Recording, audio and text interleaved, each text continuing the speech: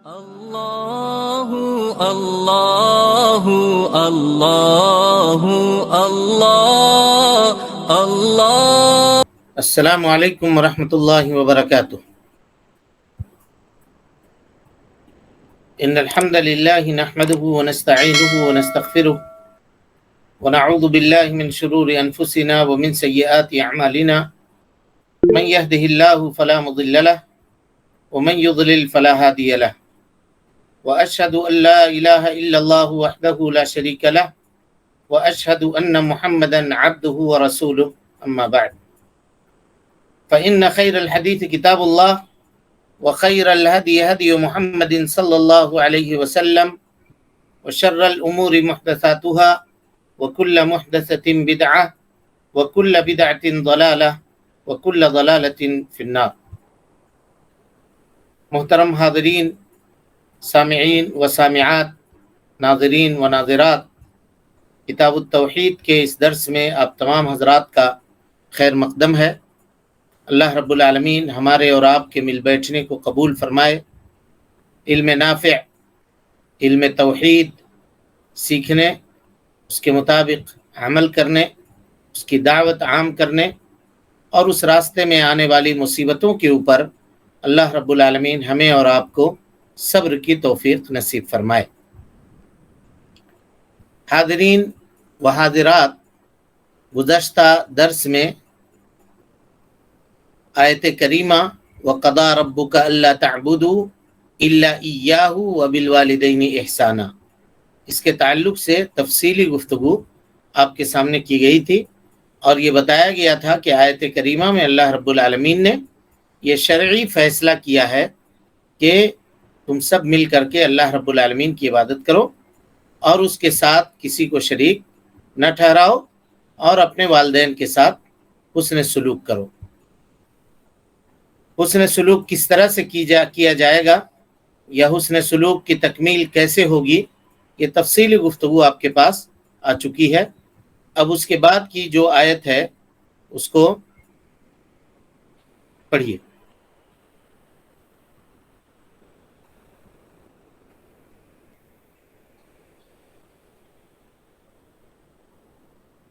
اعبدوا اللہ ولا تشرکوا به شیئا.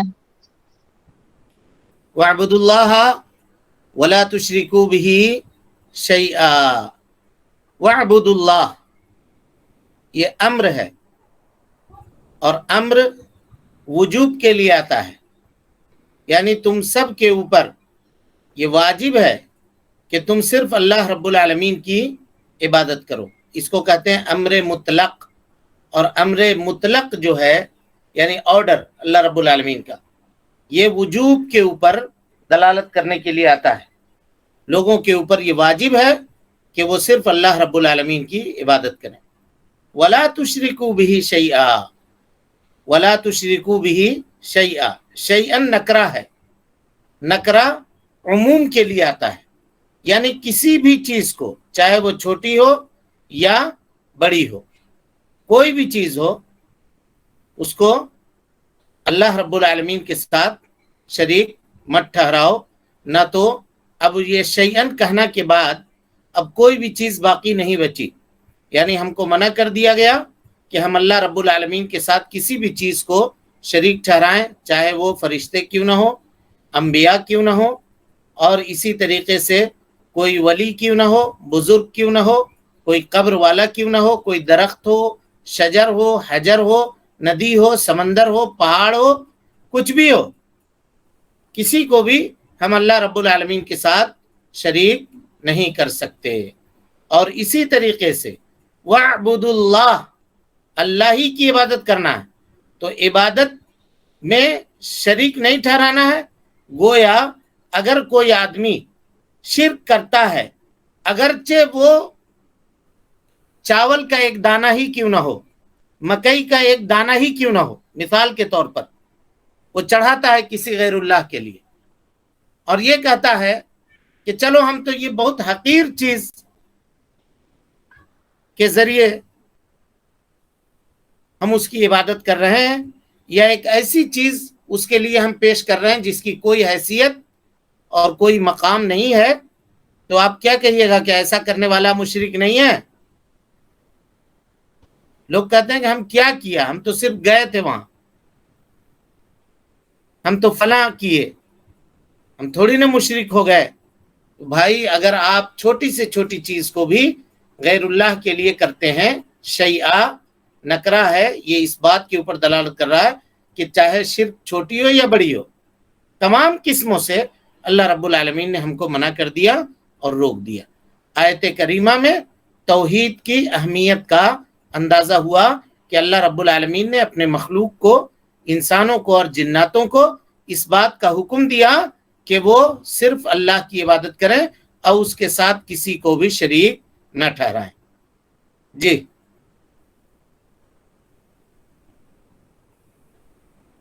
چلیں۔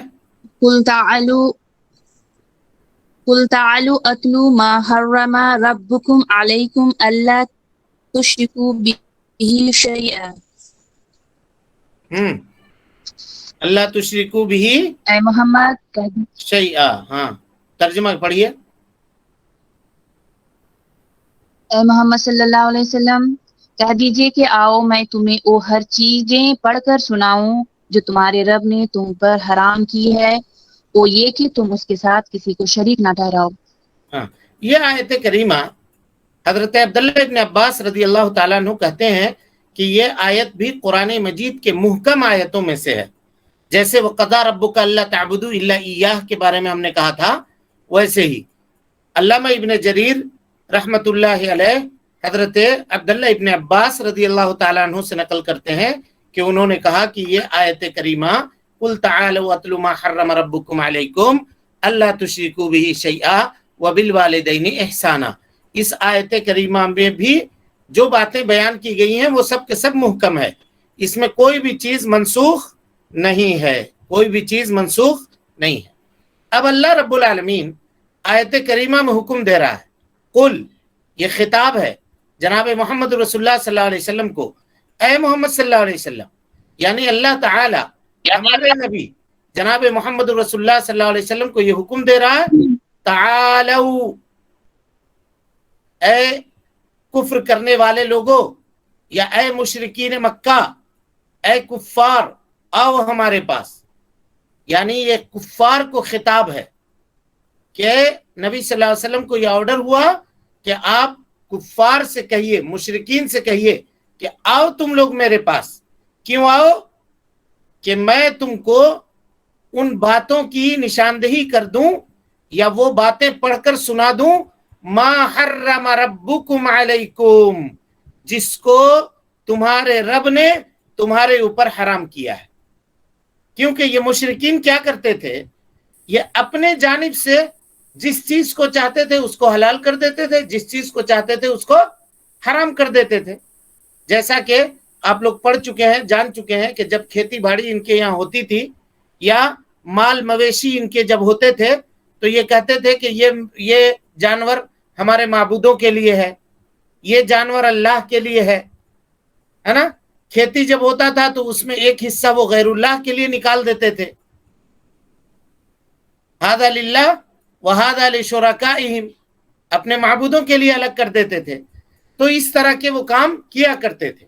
تو اللہ رب العالمین نے کہا کہ اے اللہ کے نبی صلی اللہ علیہ وسلم، آپ ان مشرکوں کو بلائیے اور کہیے کہ آؤ میرے پاس، میں تم کو تمہارے سامنے بیان کر دوں وہ بات جس کو اللہ رب العالمین نے تمہارے اوپر حرام کیا ہے، جس کو اللہ رب العالمین نے تمہارے اوپر حرام کیا ہے۔ یعنی سچائی کے ساتھ، عدل کے ساتھ، وہ حرام نہیں جس کو تم لوگ اپنے مرضی سے کر لیتے ہو، وہ نہیں، بلکہ سچائی کے ساتھ، عدل و انصاف کے ساتھ اللہ رب العالمین نے جس چیز کو تمہارے اوپر حرام کیا ہے۔ اب یہاں پہ ایک آیت کے معانی کو سمجھیے غور سے۔ آیت میں شروع میں یہ بیان ہوا کہ میں اس بات کی تلاوت کر دوں جس کو اللہ نے تمہارے اوپر حرام کیا ہے۔ تو آگے آیت کریمہ کیا ہے؟ اللہ تشرکو بہ شیئا، تو کیا اللہ رب العالمین کے ساتھ شرک کرنا حرام ہے یا شرک نہ کرنا حرام ہے؟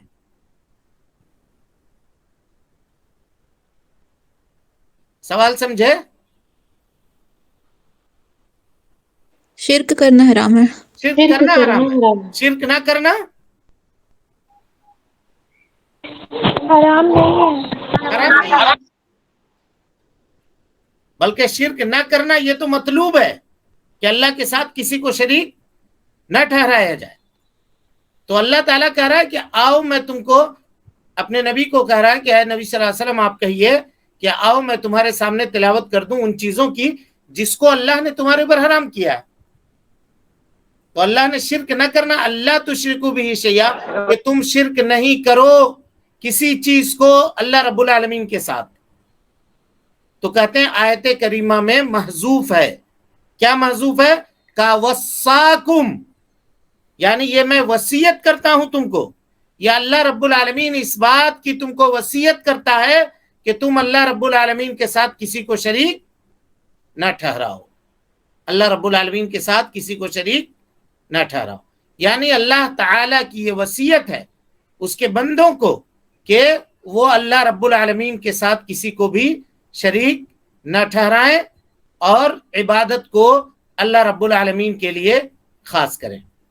اس آیت کریمہ سے دلالت یہ ہے، یعنی پتہ یہ چلتا ہے کہ اللہ رب العالمین نے جس بات کی وصیت اپنے مخلوق انسانوں کو جناب محمد رسول اللہ صلی اللہ علیہ وسلم کے ذریعے فرمائی، ان میں سب سے اولین چیز یہ ہے کہ اللہ رب العالمین کے ساتھ کسی کو شریک نہ ٹھہرایا جائے۔ نہ ٹھہرایا جائے مطلب کیا ہے؟ کہ توحید کی تحقیق کی جائے، اور توحید کے بغیر، اس لیے کہ توحید کے بغیر کوئی بھی عبادت نہیں ہو سکتی، اور اگر انسان کی زندگی توحید سے خالی ہے تو اس کو کوئی عبادت نفع اور فائدہ بھی نہیں پہنچا سکتی۔ تو آیت کریمہ سے توحید کی اہمیت کا اندازہ ہوا، توحید کی اہمیت ہم کو اور آپ کو پتہ چلا۔ چلیے اس کے بعد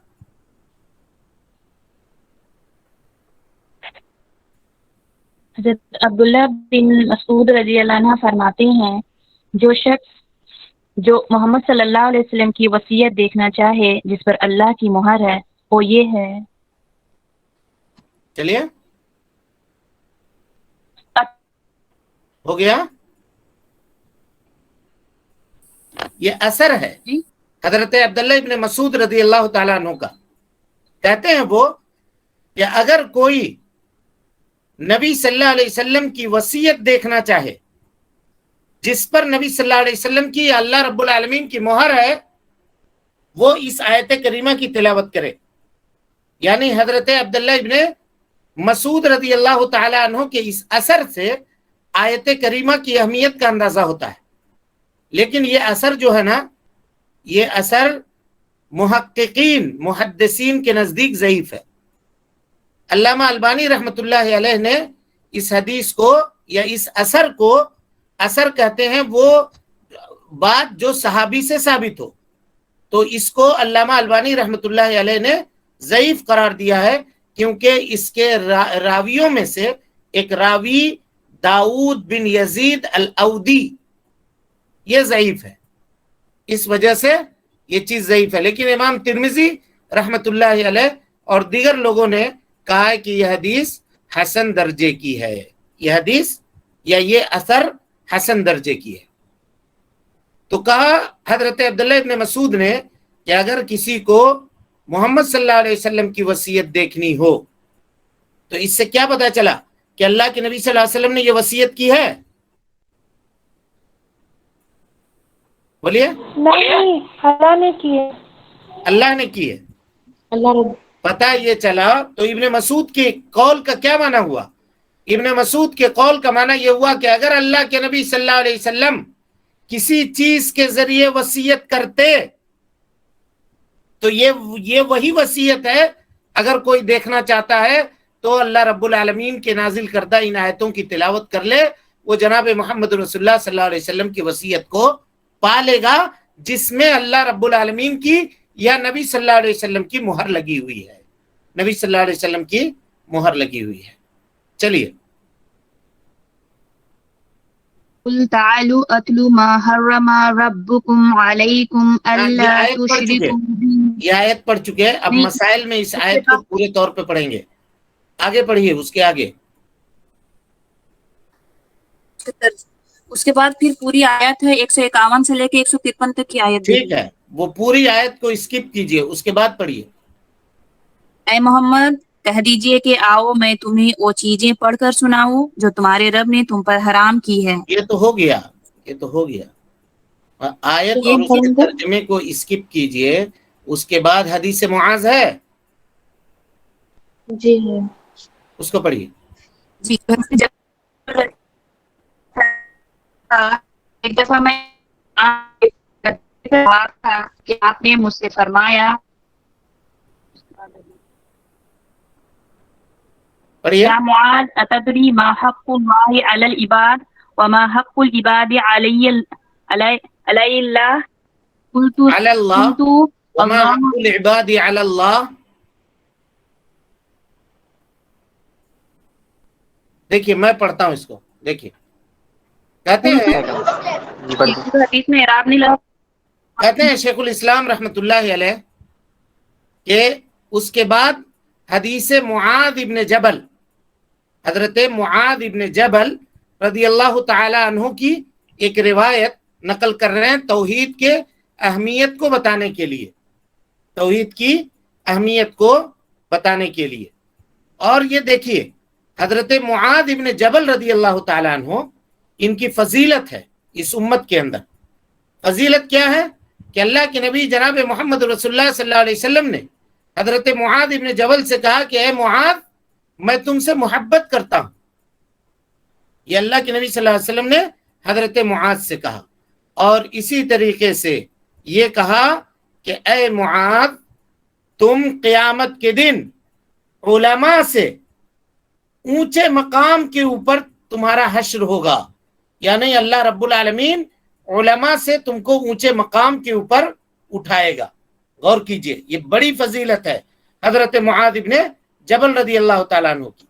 امت میں نبی صلی اللہ علیہ وسلم کے زمانے میں آپ صلی اللہ علیہ وسلم کے بعد حلال و حرام کو سب سے زیادہ جاننے والے جو صحابی تھے وہ حضرت معاذ ابن جبل رضی اللہ تعالیٰ عنہ تھے. اسی لیے اللہ کے نبی صلی اللہ علیہ وسلم نے اپنی زندگی میں اپنے حیات کے آخری ایام میں سن 10 ہجری میں حضرت معاذ ابن جبل کو یمن کی طرف بھیجا تھا اور کہا تھا کہ اے معاذ یہ تمہارے اور ہمارے رخصتی کا وقت ہے، ہو سکتا ہے اس کے بعد جب تم واپس لوٹ کر کے مدینہ آؤ تو مجھ کو تم نہ پاؤ مدینے میں، آخری ملاقات ہے تمہاری. یہ سن کر کے حضرت معاذ رونے لگے. نبی صلی اللہ علیہ وسلم نے کہا لا تبکی، مت تم خوف کرو. اور اس کے بعد یہ بشارت اللہ کے نبی صلی اللہ علیہ وسلم نے حضرت معاذ کو دی اور کہا کہ اے معاذ ہر نماز کے بعد یہ پڑھا کرنا رب اعنی علی ذکرک و شکرک و حسن عبادتک. اے اللہ ہماری مدد کر اپنے ذکر کے اوپر، اپنے شکر کے اوپر اور تیری اچھی طریقے سے عبادت کے اوپر. اور اس کے بعد نبی صلی اللہ علیہ وسلم نے فرمایا کہ اے معاذ اس امت کے علماء سے تم ایک رتوہ قبل، رتوہ کہتے ہیں اونچا، اونچی جگہ، بلند مقام کا، اس بلند مقام کے اوپر تم اٹھائے جاؤ گے. یہ حضرت معاذ ابن جبل رضی اللہ تعالیٰ عنہ کی فضیلت ہے. اب یہ حدیث دیکھیے، معاذ ابن جبل رضی اللہ تعالیٰ عنہ حدیث نقل کر رہے ہیں. کہتے ہیں کہ میں اللہ کے نبی صلی اللہ علیہ وسلم کا ردیف تھا. ردیف کے معنی وہ شخص جو سواری پر سوار کے پیچھے بیٹھے، سواری پر سوار کے پیچھے بیٹھے اس کو ردیف کہتے ہیں، اور اس کی اجازت سے بیٹھے تو اس کو ردیف کہتے ہیں. یہ اللہ کے نبی صلی اللہ علیہ وسلم کی تواضع ہے. آپ صلی اللہ علیہ وسلم کی خاکساری ہے. دیکھیے کہ آپ ثقلین انس و جن کے نبی ہیں، باوجود اس کے آپ صلی اللہ علیہ وسلم گدھے کی سواری کرتے تھے اور سواری کے اوپر اپنے ساتھ دوسرے کو بٹھاتے بھی تھے. آج اگر کوئی مقام اور مرتبہ کسی کو حاصل ہو جاتا ہے تو کہتا ہے وہ گاڑی میں میرے ساتھ بیٹھنے کے لائق ہے، وہ فلاں جگہ میری کرسی میں بیٹھنے کے لائق ہے، میرے بغل بیٹھنے کے لائق ہے، وہ اس مقام پہ بیٹھنے کے لائق ہے، یہ کہتا ہے. نبی صلی اللہ علیہ وسلم کے برابر کون تھا؟ باوجود اس کے آپ صلی اللہ علیہ وسلم جب سواری پر سوار ہوتے تھے تو اپنے ساتھ اگر کوئی شخص ہوتا تو اس کو آپ بٹھا لیتے تھے. یہاں تک کہ حافظ ابن مندہ نے رحمت اللہ علیہ نے ایک کتاب لکھی جس کے اندر ان صحابہ کرام کے ناموں کو جمع کیا جو اللہ کے نبی صلی اللہ علیہ وسلم کے ساتھ سواری پر پیچھے بیٹھے ہوئے تھے. تو تقریباً 30 لوگوں کے نام جمع ہوئے. 30 ایسے خوش نصیب صحابہ کرام ہیں جن کو اللہ کے نبی جناب محمد رسول اللہ صلی اللہ علیہ وسلم نے اپنے ساتھ اپنے پیچھے سواری کے اوپر سوار کیا. یہ اللہ کے نبی صلی اللہ علیہ وسلم کا ایک گدھا تھا جس کا نام تھا جی عفیر. کیا نام تھا؟ عفیر. یہ گدھا جو تھا اس کو مصر کے بادشاہ نے مقوقس نے مصر کے بادشاہ نے اللہ کے نبی صلی اللہ علیہ وسلم کو ہدیے میں دیا تھا ماریہ قبطیہ کو, اور ساتھ میں ان کے ساتھ جو گدھا بھیجا گیا تھا وہ یہی تھا, عفیر نام تھا اس کا. اس سے یہ مسئلہ پتا چلا کہ پالتو جانوروں کا نام آدمی رکھ سکتا ہے نا. اللہ کے نبی صلی اللہ علیہ وسلم اپنے پالتو جانوروں کا نام رکھا کرتے تھے. جیسے اٹھنی تھی آپ کی قصوہ, اسی طریقے سے یہ گدھا تھا, اس کا نام عفیر تھا. اسی طرح سے ایک کھچر تھا آپ صلی اللہ علیہ وسلم کے پاس جس کا نام دلدل تھا یا دلدل. دلدل دونوں یہ ضبط کا طریقہ ہے, کہا کہ یہ دونوں تھا. یہ اس نام کا ایک کھچر بھی آپ صلی اللہ علیہ وسلم کے پاس تھا. تو لہذا آج کل کے زمانے میں اگر کوئی اپنے پالتو جانور کا نام رکھنا چاہے تو وہ رکھ سکتا ہے, لیکن نام اچھا ہونا چاہیے. نام اچھا ہونا چاہیے, معنی والا نام ہونا چاہیے. وہ نام چاہیے کہ وہ رکھے اس کو. بہرحال تو کہا کہ اس گدھے کا نام عفیر تھا, اور اس کو عفیر اس لیے کہتے ہیں کہ عفیر عفرن سے ہے جس کے معنی مٹی کا کلر, یعنی مٹیالہ کلر. اس گدھے کا جو کلر تھا وہ مٹیالہ تھا, اس وجہ سے اللہ کے نبی صلی اللہ علیہ وسلم اس کو عفیر کہا کرتے تھے. تو اللہ کے نبی صلی اللہ علیہ وسلم کے ساتھ حضرت معاذ ابن جبل رضی اللہ تعالیٰ عنہ گدھے کے اوپر سوار ہو کر کے جا رہے تھے. تو اللہ کے نبی صلی اللہ علیہ وسلم نے حضرت معاذ ابن جبل سے کہا, اے معاذ اتدری ما حق اللہ علی العباد, اے معاذ کیا تم جانتے ہو اللہ رب العالمین کا حق اس کے بندوں کے اوپر کیا ہے؟ سوال کے ذریعے سے نبی صلی اللہ علیہ وسلم نے پوچھا, اس لیے کہ سوال پوچھ کر کے جواب دیا جائے اگر کسی مسئلے میں تو یہ فہم کے لیے زیادہ مناسب ہوتا ہے, سمجھنے کے لیے اور مسئلے کو یاد رکھنے کے لیے زیادہ معاون ہوتا ہے. تو اللہ کے نبی صلی اللہ علیہ وسلم کے پاس حضرت جبریل جب آئے تھے تو آپ نے دین کا علم سکھایا تھا, وہاں بھی سوال کے ذریعے سکھایا تھا, اور یہاں بھی اللہ کے نبی صلی اللہ علیہ وسلم حضرت معاذ ابن جبل کو تعلیم دے رہے ہیں, سوال کر کے پوچھ رہے ہیں کہ جانتے ہو اللہ رب العالمین کا حق کیا ہے اس کے بندوں کے اوپر؟ تو حضرت معاذ ابن جبل نے کہا اللہ و رسولہ اعلم, اللہ اور اس کے رسول زیادہ جانتے ہیں, یعنی میں نہیں جانتا ہوں. یہ ادب ہے. دیکھیے سیدھے کہہ سکتے تھے کہ مجھ کو معلوم نہیں ہے, لیکن کہا آپ نے اللہ و رسولہ اعلم, اللہ اور اس کے رسول زیادہ جانتے ہیں, یعنی میں نہیں جانتا ہوں, اللہ اور اس کے رسول زیادہ جانتے ہیں. تو نبی صلی اللہ علیہ وسلم نے فرمایا, غور سے سنیے, کہا کہ اللہ رب العالمین کا حق اس کے بندوں کے اوپر یہ ہے, کیا ہے؟ اور یہ حق لازم ہے جی, واجب ہے. کیا ہے؟ کہ بندے اللہ رب العالمین کی عبادت کریں اور اس کے ساتھ کسی کو شریک نہ ٹھہرائیں. یہی توحید ہے. یہی کیا ہے؟ توحید ہے. یعنی اللہ کی عبادت کرنا, اس بات, اور اس کے ساتھ کسی کو شریک نہ ٹھہرانا, یہ نفی, یہی توحید ہے. اور پھر پوچھا نبی صلی اللہ علیہ وسلم نے, اور تم یہ جانتے ہو کہ بندوں کا حق اللہ کے اوپر کیا ہے؟ تو حضرت معاذ نے کہا کہ اللہ اور اس کے رسول بہتر جانتے ہیں. تو اللہ کے نبی صلی اللہ علیہ وسلم نے فرمایا کہ بندوں کا حق اللہ رب العالمین کے اوپر یہ ہے کہ اللہ رب العالمین اس کو عذاب نہ دے جو اللہ کے ساتھ کسی کو شریک نہ ٹھہرائے. اب یہاں پہ ایک گفتگو ہے علمی, ذرا اس کو غور سے سمجھیے. اللہ رب العالمین کا حق بندوں کے اوپر جو ہے وہ واجب اور لازم ہے کہ بندے صرف اللہ کی عبادت کریں اور اس کے ساتھ کسی کو شریک نہ ٹھہرائیں. یہ بات تو سمجھ میں آ گئی؟ جی الحمدللہ. آ گئی. لیکن بندوں کا حق جو اللہ کے اوپر ہے تو کیا اللہ کے اوپر واجب ہے؟ نہیں ہے اپنی معصیت میں. ہاں نہیں ہے. واجب اس کی مشیت کے اوپر نہیں ہے. واجب نہیں ہے. یہ معتزلہ کہتے ہیں کہ اگر کوئی آدمی شرک نہ کرتا ہو تو اللہ رب العالمین کے اوپر واجب ہے کہ اللہ تعالیٰ اس کو جنت میں داخل کرے. ہم کوئی چیز اللہ رب العالمین کے اوپر واجب نہیں کر سکتے. سمجھ میں آ رہی بات؟ جی ہم اللہ کے اوپر کوئی حکم نہیں لگا سکتے، اللہ کو آرڈر نہیں دے سکتے. جی اللہ رب العالمین نے اس حق کو خود سے اپنے اوپر واجب کیا ہے، خود سے.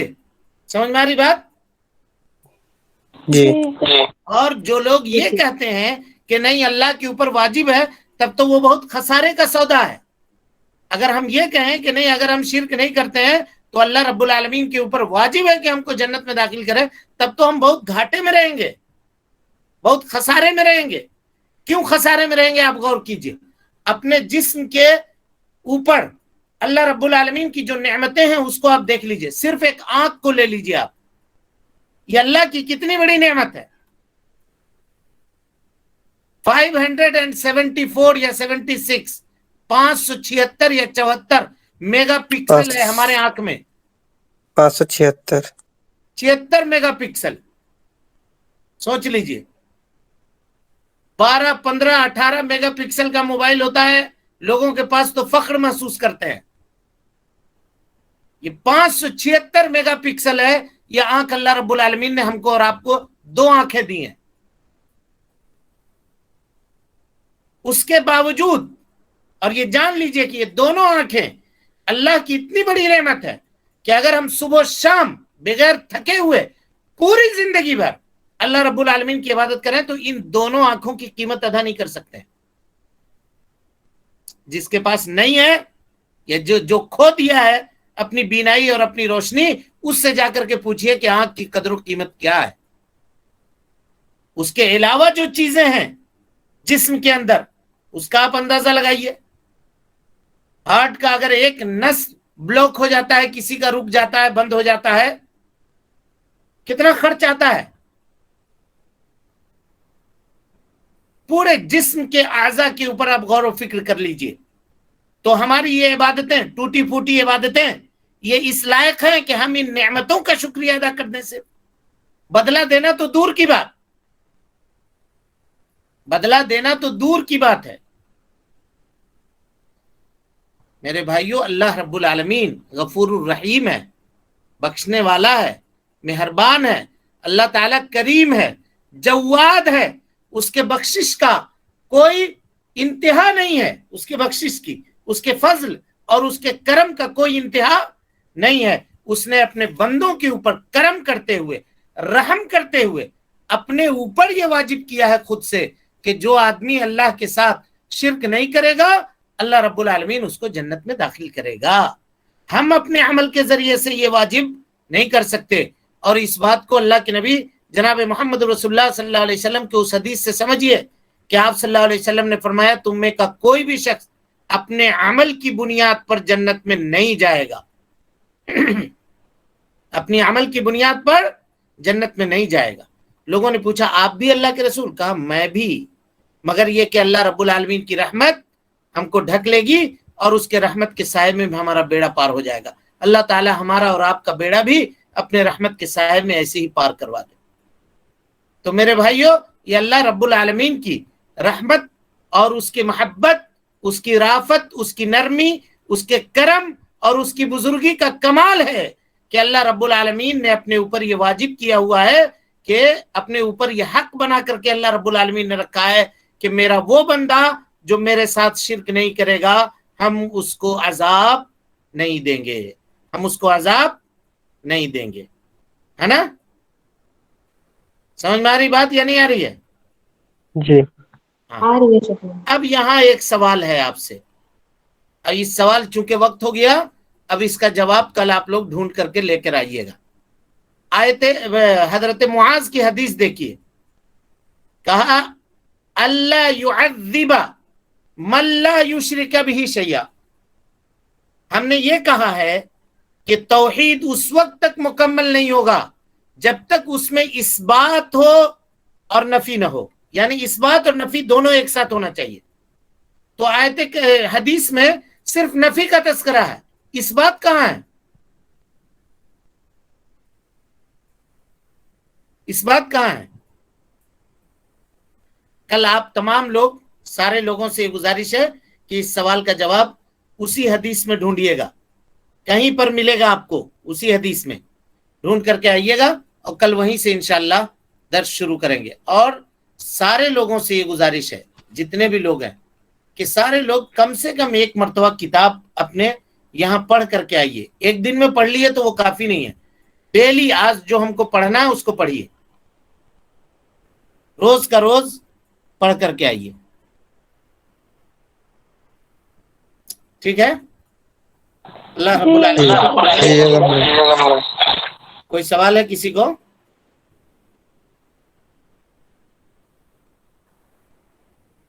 اللہ رب العالمین سے دعا ہے کہ اللہ تعالی ہمیں اور آپ کو حسن عمل کی توفیق دے، ہماری اصلاح فرمائے، ہماری نیکیوں کو قبول فرمائے، سیئات سے درگزر فرمائے، جب تک زندہ رکھے دین اسلام پہ زندہ رکھے، اور جب اٹھائے ایمان پہ اٹھائے. آمین. وآخر دعوانا ان الحمدللہ رب العالمین. اللہ اللہ اللہ اللہ اللہ اللہ اللہ اللہ اللہ